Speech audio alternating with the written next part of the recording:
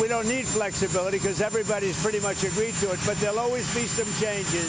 But the Hamas plan, I tell you, it's amazing. You're going to have peace, if you think about it, peace in the Middle East for the first time in, they say, really 3,000 years.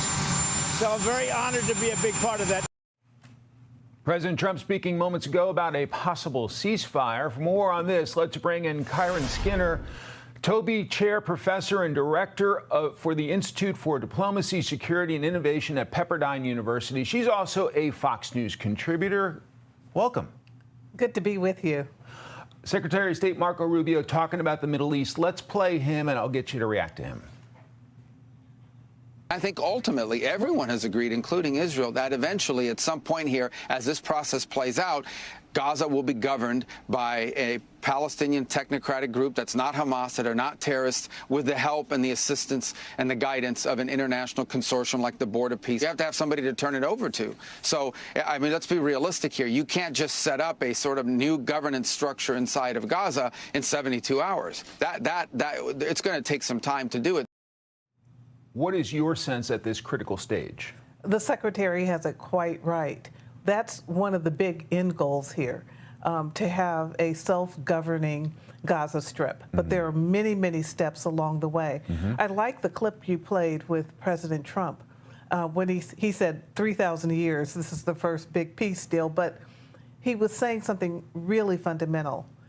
Almost the entire globe is on the side of this 20-point plan. It's a big framework. There are parts of it that many disagree with.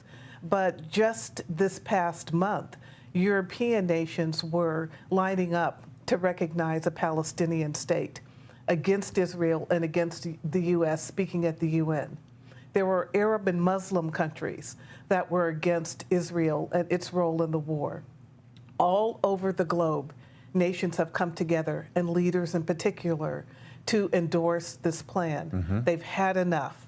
And even some of the Islamists are supporting it as well.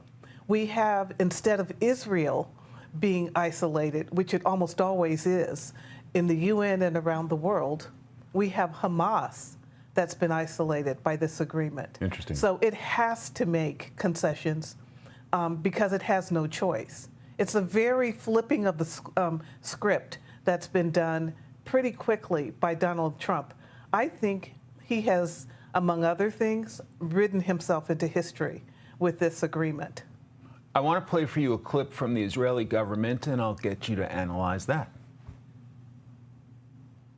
While certain bombings have actually stopped inside of the Gaza Strip, there's no ceasefire in place at this point in time, although there has been this temporary halt in certain bombings.